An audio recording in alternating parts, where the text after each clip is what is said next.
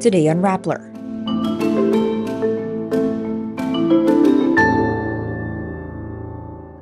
The government denies PUV drivers will lose their livelihoods as the consolidation deadline lapsed. The Philippine military says 2 Chinese vessels shadowed a recent U.S.-Philippine joint patrol in the South China Sea.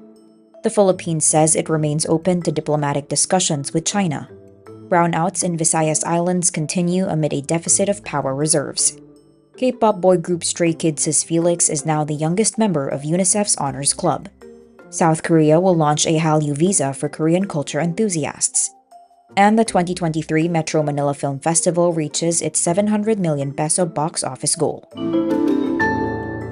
The Philippine government maintains that even with only about half of jeepneys in Metro Manila consolidating before the December 31 deadline, the move will not lead to livelihood loss for drivers or higher transport fares.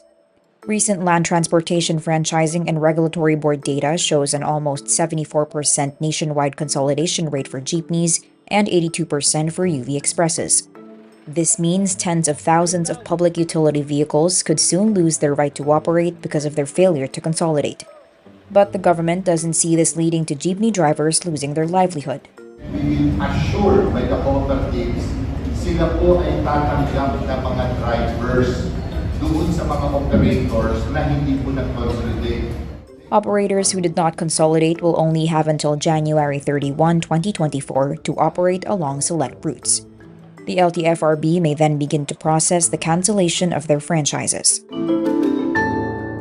2 Chinese Navy vessels shadowed Philippine and U.S. ships conducting joint patrols in the South China Sea. The Philippine military said this on Thursday, January 4, as tensions flared in the region over disputed territorial claims. The 2-day maritime exercises from January 3 and 4 involving Manila and Washington were the second in less than 2 months in the West Philippine Sea. This following Beijing's recent warning to the Philippines that any miscalculation in their escalating dispute in the South China Sea would bring a resolute response. The joint patrols were underway when China's military said it would conduct routine patrols in the South China Sea from Wednesday to Thursday. China did not say where exactly the patrols would be held. Beijing and Manila have traded accusations in recent months, including charges China rammed a ship carrying the Philippine Armed Forces Chief of Staff. Philippine National Security Advisor Eduardo Año says the country remains open to diplomatic discussions with China. He says Friday, January 5, the Philippines believes the 2 nations can achieve a resolution to the disputes over the South China Sea through peaceful dialogue. These remarks come after a Chinese Foreign Ministry spokesperson on Thursday called recent joint patrols by the United States and the Philippines in the South China Sea provocative and irresponsible. The Philippine military claims 2 Chinese Navy vessels shadowed Philippine and U.S. ships conducting the joint patrols Thursday, January 4. Año says these joint patrols show, quote, commitment to a rules-based international order and promote peace and stability of the region. China claims almost the entire South China Sea, but in 2016, the Permanent Court of Arbitration in The Hague said Beijing's assertions had no legal basis. The Visayas is bracing for more blackouts as the National Grid Corporation of the Philippines projects a deficit of nearly 178 megawatts in power reserves in central Philippines. On January 2, the NGCP reported a complete shutdown of all power plants on Panay Island at around 2:27 p.m., leading to widespread blackouts within the Negros Panay grid. There is still no clear explanation for the blackouts, but the NGCP on January 3 attributes the power outage to the tripping of multiple power plants. It says, quote, the unscheduled maintenance shutdowns of the largest power plants in Panay Island was the primary cause of the power interruption.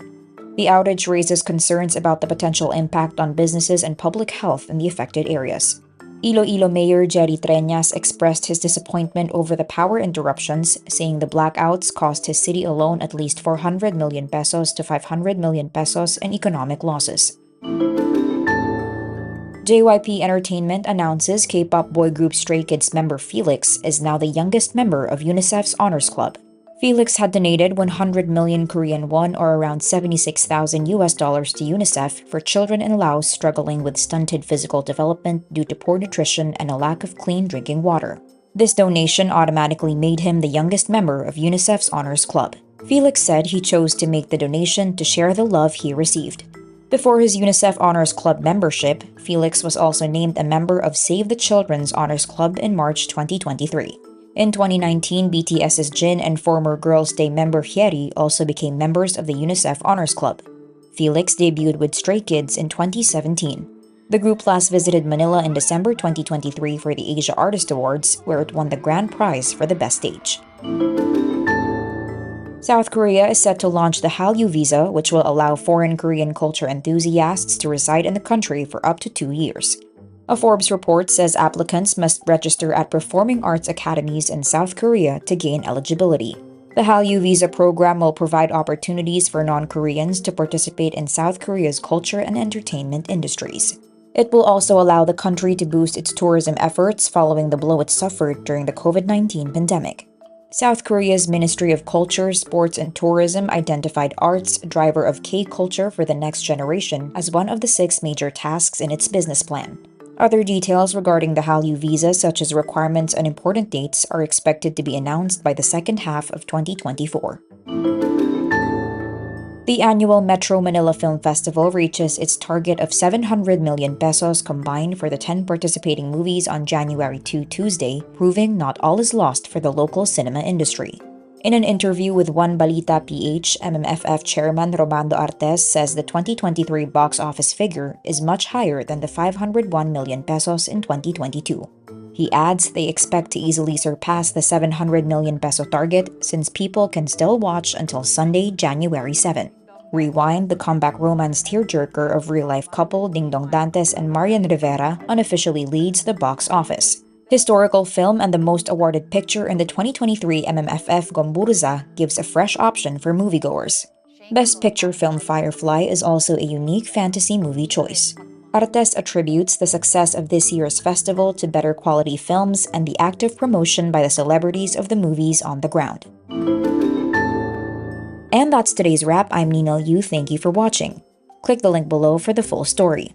Follow us on Rappler's YouTube, Facebook, X, Instagram, and TikTok.